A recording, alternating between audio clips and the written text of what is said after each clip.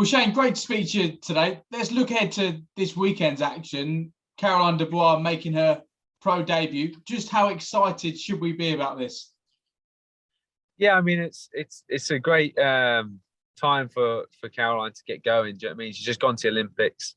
Really excited about her journey moving forward in the professional ranks. I've been working with her. I did a little bit of work with her before the Olympics, and then since Daniel joined, I mean, there was a little bit of a trial period beforehand because I was going to start working with Daniel early on in the year, and then I started, and then that didn't really materialize. But then once Daniel then rejoined, then she'd gone to the Olympics and come back, and she's been in the gym ever since. And I just think like it's an amazing journey that we're about to start, because female boxing's at its peak at the moment. Do you know what I mean? We're very lucky to be in and amongst the mix, and obviously she's going to start her campaign either at super featherweight or lightweight, which is where all the action is. So it's super exciting times. And it'll be a special evening as well ahead for the brothers, Adam and Hassan Azeem. Just what can you tell us about those two? Oh, I mean, they got one thing I can tell you is they got phenomenal support. They're from Slough. They've got a great family. You know, as the dad is a great guy, and he's been sort of bringing them through the amateur ranks. And Adam's only really boxed as a junior and a youth. You know, he didn't get a chance to box as a senior. He turned pro at 18 years of age. That was actually his dad. You know, his dad's birthday present to him was to get him his professional license as soon as possible. And he's got a huge future ahead of him, and so does Hassan. You know, Hassan's going to be in a bit of a trickier weight division. He's at welterweight, which is a lot more sort of domestic competition. But Adam, I brought Adam down to spar Luke Campbell before the Ryan Garcia fight, and he gave us unbelievable work, and he was 18 years of age.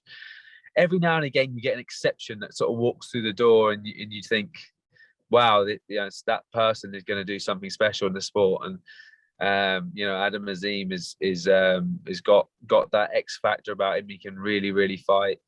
He's in a weight division where at the top, I don't know if by the time he gets up to that level, I think they'll all probably be off to 140 or even 147. But there's going to be some amazing fights for him down the line. I really believe we can get him on, get him on the sort of fast track and get him up to world level, as soon as possible. I mean, he's been inspiring everyone I've put him in sparring with. He does extremely well, and he's just one of those guys that I know that when you have the small gloves on, it's going to really suit him because he's so fast and so accurate. And Hassan has really developed.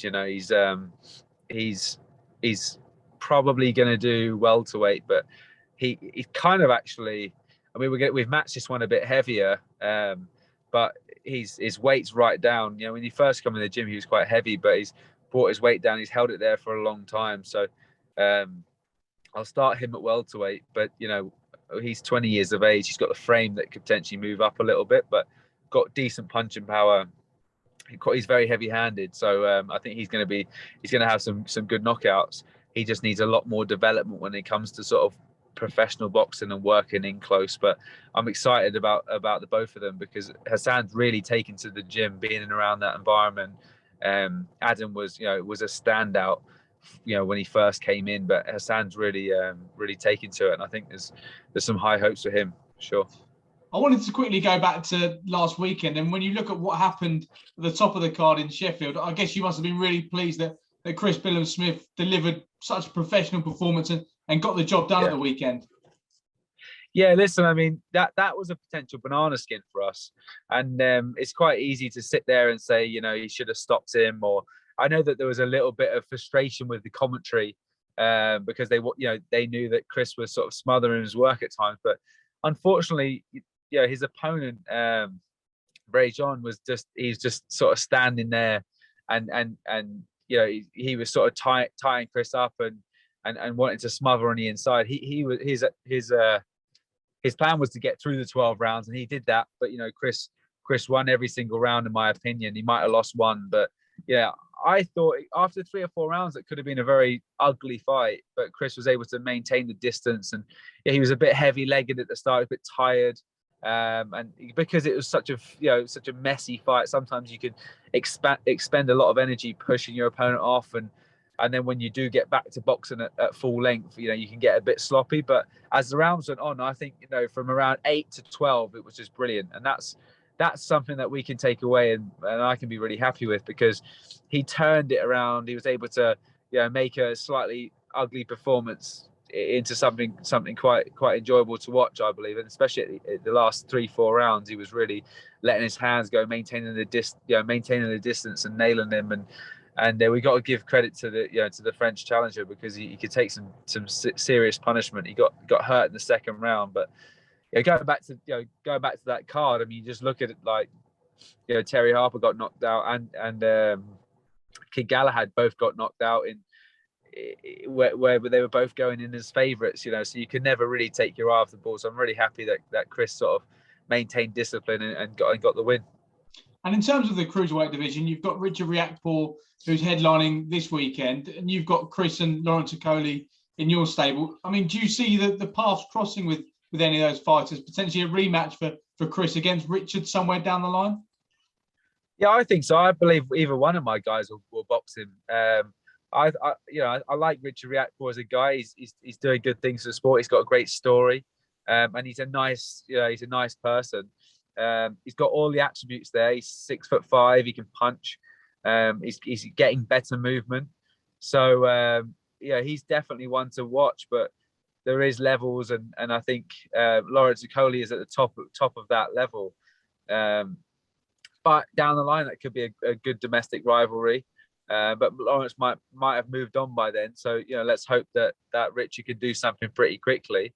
But once again, if it's not Lawrence that's going to get him, I think there'll be a rematch with Chris. I thought Chris won the first fight. I think it was a little bit sloppy at times, but the knockdown sort of swayed it, and it was a split decision. So I mean, it was hard to score, and either the judges scored the sort of power shots, or they scored the busyness of Chris. So and I think Chris has learned a lot since then. But once again, so has Riakporhe. So if they do meet down the line, it's going to be a better standard of boxing, because they'll have more experience, but still a fascinating fight to watch. Our big focus this week on talkSPORT is around Chris Eubank Jr. He's got this fight confirmed now with Liam Williams. And of course, you've been in the opposite corner with George Groves, and you spoke before about levels. What level do you see Chris Eubank Jr. being at? Well, I believe once he stepped up to world level, he's been found out. Billy Joe Saunders. I mean, that fight was very, very close with Billy Joe Saunders. I sort of had it 6-6, but it's. I think it got scored 7-5 or whatever, and he either won on a majority or a split. But he improved, and he learned from them. He started his attacks a bit earlier. He had a couple of great wins against Nick Blackwell, Gary Spike O'Sullivan as well.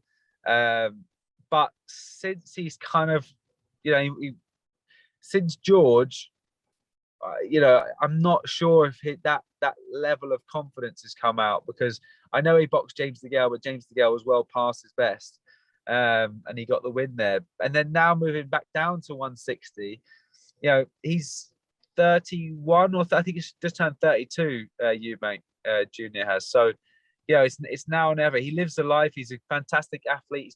He's got great fitness. He's got a fantastic chin.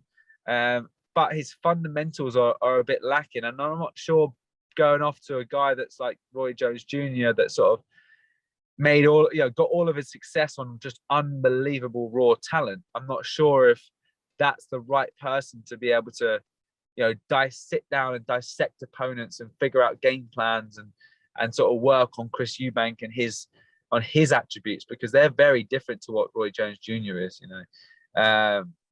But time will tell. I haven't been impressed in his last two performances, but before then, when he boxed James DeGale, I was very, very impressed. So all the chopping and changing with coaches and stuff, it will always leave a bit of a